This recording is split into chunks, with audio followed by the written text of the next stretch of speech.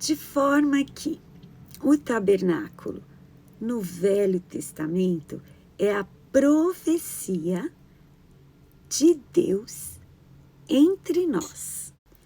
Já Jesus feito carne é Deus entre nós, Emanuel, Deus conosco, Deus morando com a gente, tabernaculando aqui na terra, entre as pessoas, pisando aqui no chão do planeta Terra, entre nós, seres humanos. Emanuel, né? Como é o nome que Jesus é chamado, Deus conosco. E o Novo Testamento? O Novo Testamento é Deus habitando em nós. Nós sendo o templo, o tabernáculo, nós sendo a casa de Deus, através do seu Espírito Santo.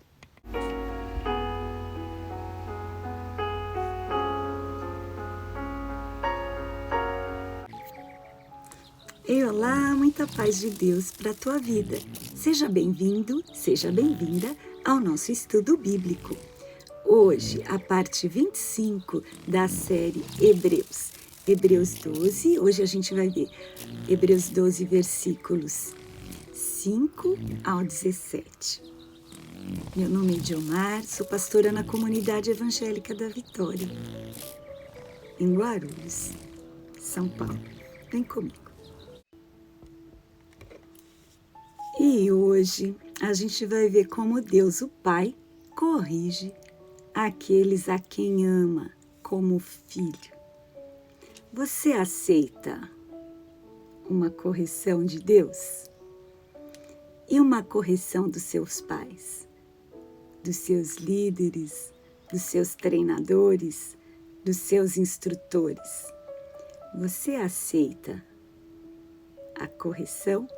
A palavra de Deus fala que o sábio aceita a correção. O tolo, aquele sem noção, estúpido, falto de sabedoria, ele despreza, ele rejeita, ele não quer ser corrigido. Muitas dificuldades na vida cristã vêm de 3 palavras. Nós nos esquecemos. E aqui, Hebreus 12, esqueceu o quê? Esqueceu a correção. Esqueceu que o Senhor corrige aquele a quem Ele ama. E ninguém gosta de ser chamado a atenção, de levar bronca, mas quando um pai corrige um filho, essa correção é carregada de amor, de responsabilidade, de aliança, de vínculo e de interesse em que a pessoa, no caso o filho, receba essa instrução como um treinamento para a vida. E este treinamento visa livrar de caminhos perigosos, arriscados, prejudiciais e, em alguns casos, letais. E se um pai humano, o pai da terra, nos corrige, quanto mais o Pai do céu tem uma correção boa e adequada para os seus filhos. Então, quando Deus nos corrige, quando Deus nos castiga, é porque Ele está colocando limites, é para o nosso bem. O Pai da terra corrige visando colocar limites no filho, para o filho ser uma bênção, uma pessoa que faça bem à sociedade, a si mesmo, à família, para que ele vá bem. E o Pai do céu, então, Pai do céu, ele nos corrige para o nosso proveito. E aqui Hebreus 12, versículo 10, diz assim: para sermos participantes da sua santidade. O nosso Pai do céu é santo, santo e santo. E Ele nos corrige para andarmos em santidade, em harmonia com Ele, com os caminhos dele, que são caminhos mais altos, são caminhos de paz, caminhos de salvação, de vitória. Hebreus 12:11 fala: a correção, a princípio, não parece ser bom, não parece ser de alegria, muitas vezes gera tristeza, revolta, vergonha, constrangimento. Quem é que gosta de ser corrigido, disciplinado? Mas, depois, essa disciplina produz um fruto pacífico de justiça naqueles que foram exercitados, né, nessa correção. Então, a gente tem que sempre lembrar que Deus é um Deus de justiça. Jesus falou assim: buscar em primeiro lugar o reino de Deus e a sua justiça. E para ver justiça, a gente precisa entrar dentro da admoestação, exortação, ensinamento do Senhor, do treinamento do Senhor, né? O nosso Deus, Ele nos treina para nos habilitar a ter uma vida vitoriosa. Um jogador que está num time ou num campeonato, que ele não tem limites, não tem disciplina, não pratica, ele fica constantemente em erros contra si mesmo e contra seus companheiros, ele não vai ter sucesso. Mas o treinador vai corrigir a cada jogador, cada membro do time, para andar em harmonia, para fazer jogadas adequadas, para vencer os campeonatos. E assim o nosso Deus nos treina para nós vencermos a corrida, a maior de todas, a vida. O apóstolo Paulo ensinou Timóteo, 2 Timóteo 2, 24 e 25, o apóstolo Paulo ensinou Timóteo a ensinar outras pessoas e também instruir com mansidão, chamar atenção com calma, né? Com paciência. Para quê? Visando que a pessoa se arrependa, para ver se Deus dá arrependimento, para conhecerem a verdade, para conhecer o caminho correto.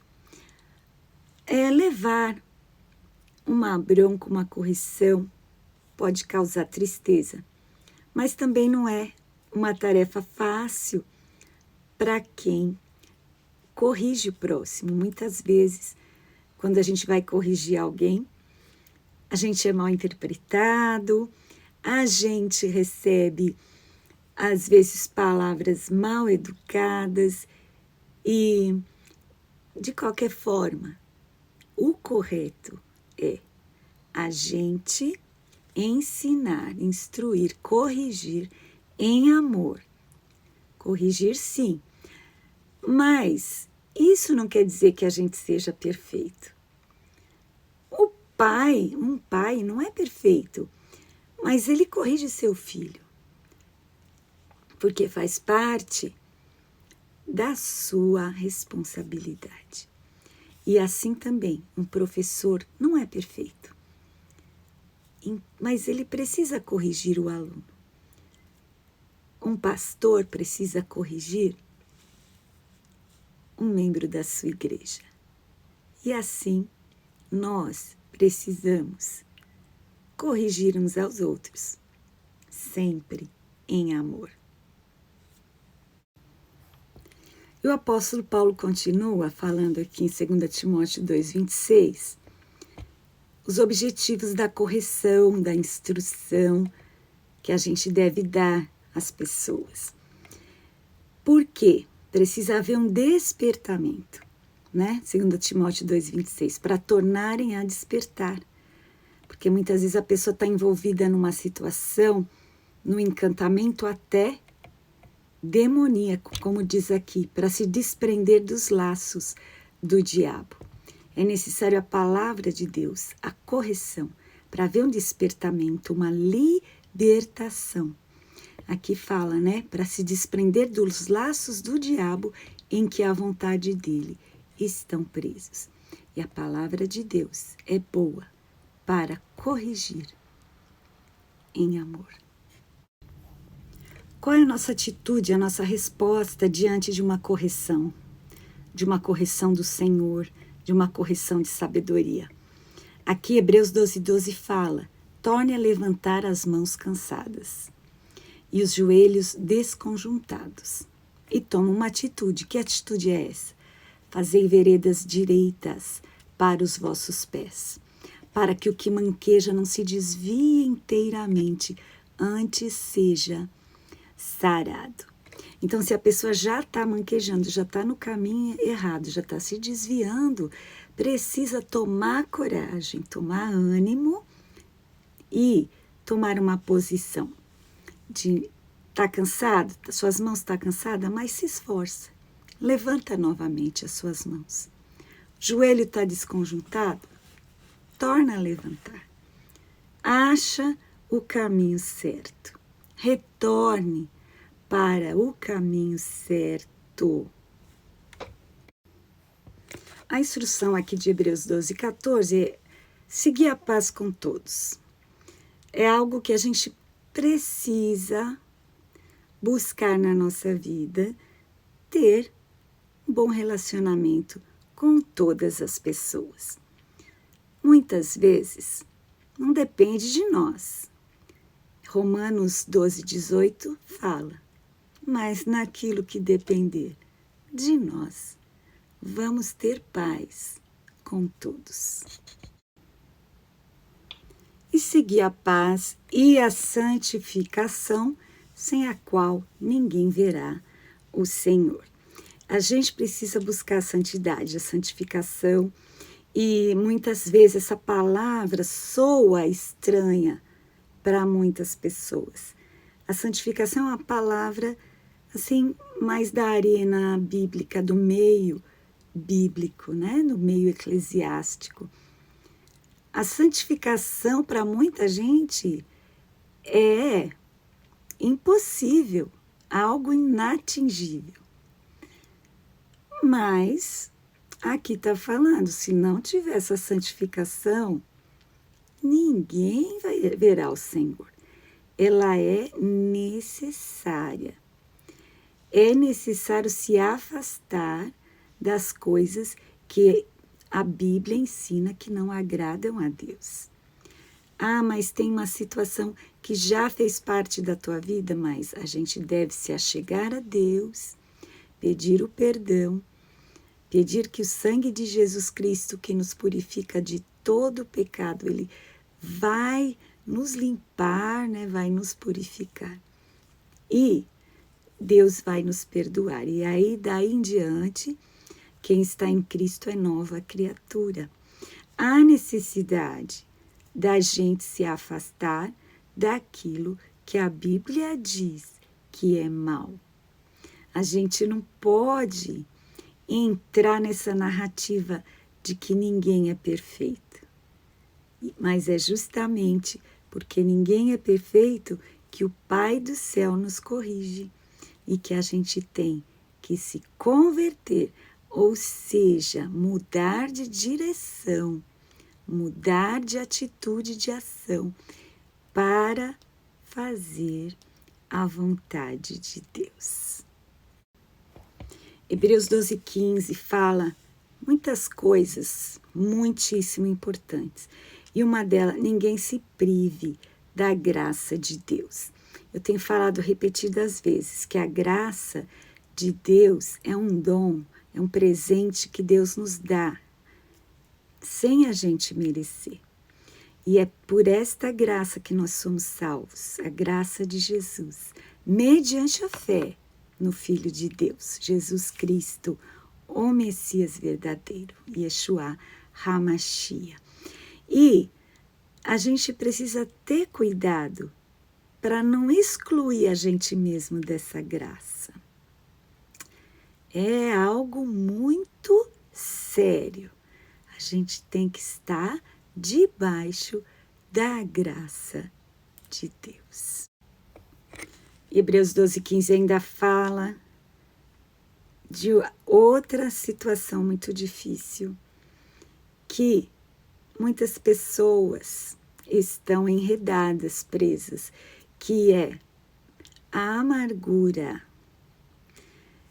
Ele fala assim, nenhuma raiz de amargura brotando vos perturbe, e por ela muitos se contaminem.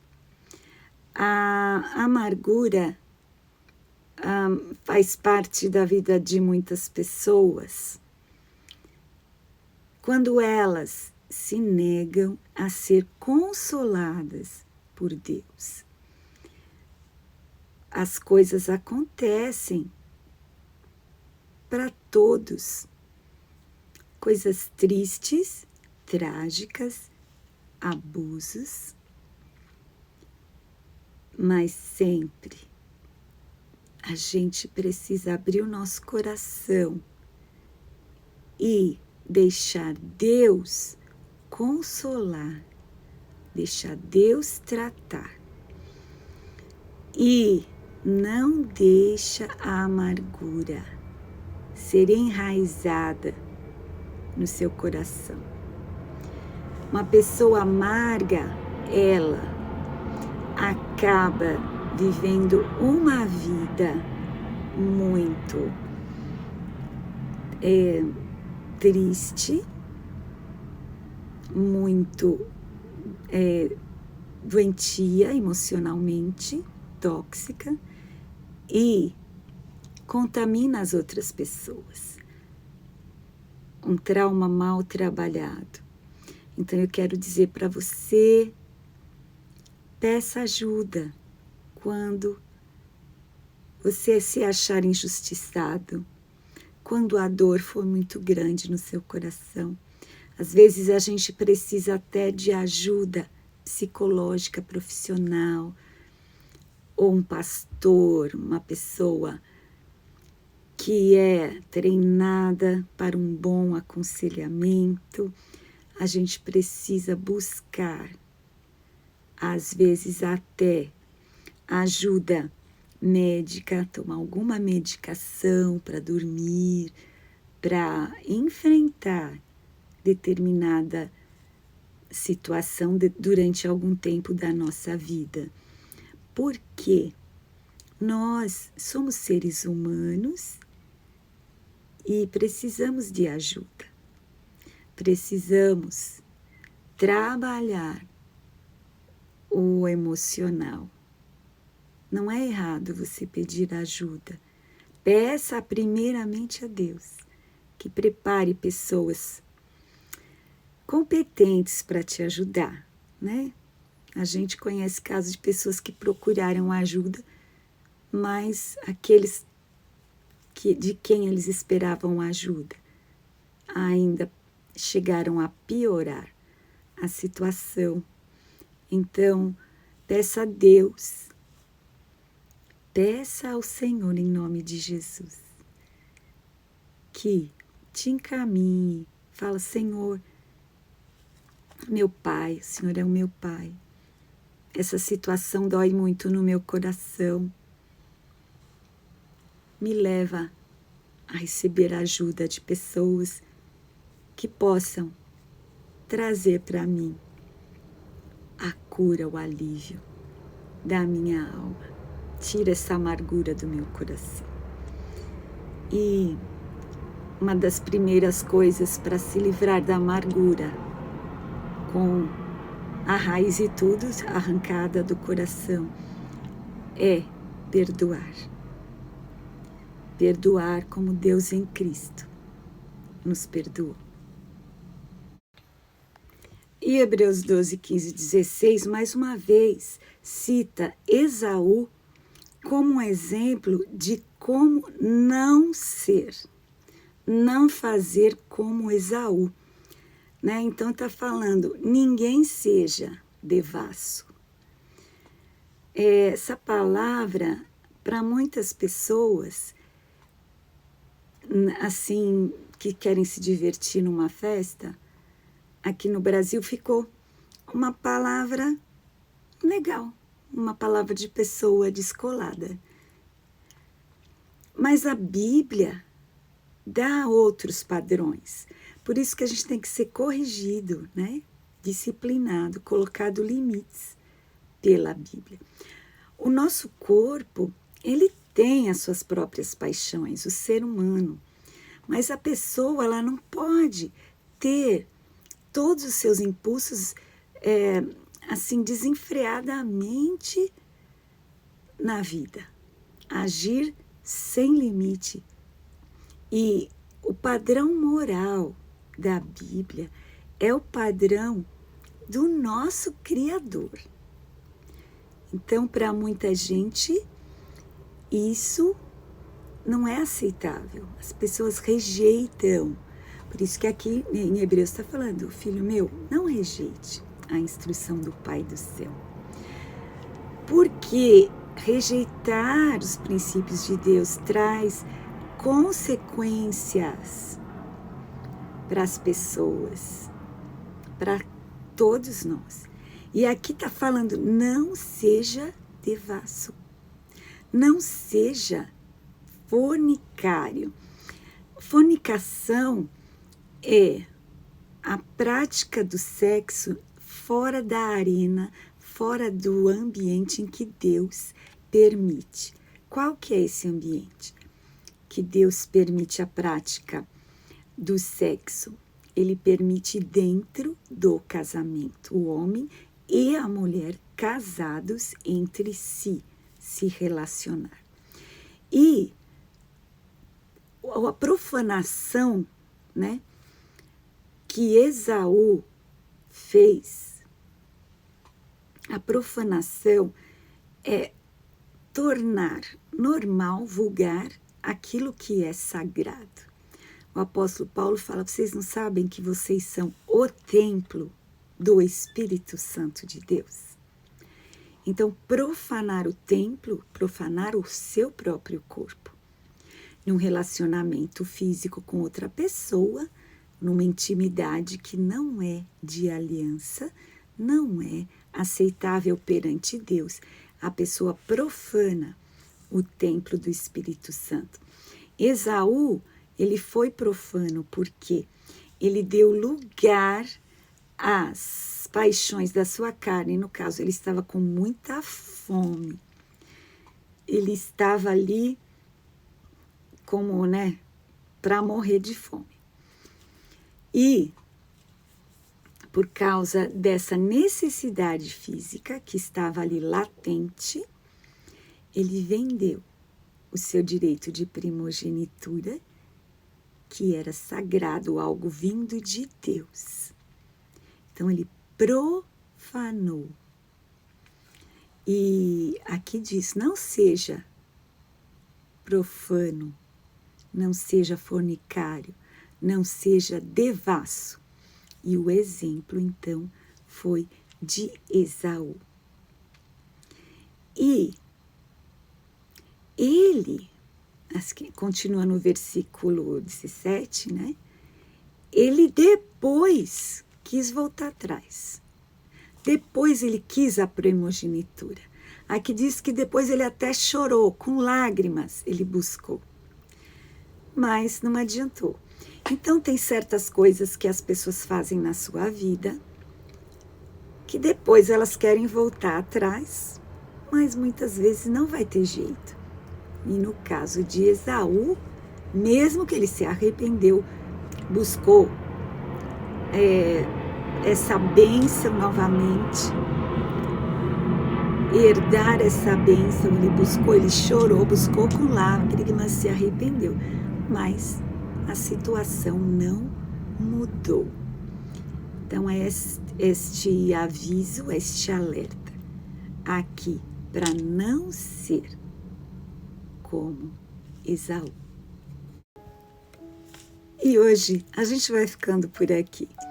Que a correção do Senhor possa achar lugar no nosso coração, porque o Senhor corrige, Ele disciplina, Ele põe limite para aqueles que Ele considera filho, para aqueles a quem o Senhor ama. Ama. Deus te ama. Pense nessas coisas. Como um papai corrige o seu filho, assim o Senhor nos corrige. Porque ama, porque quer o nosso melhor. Deus te abençoe. Muita paz.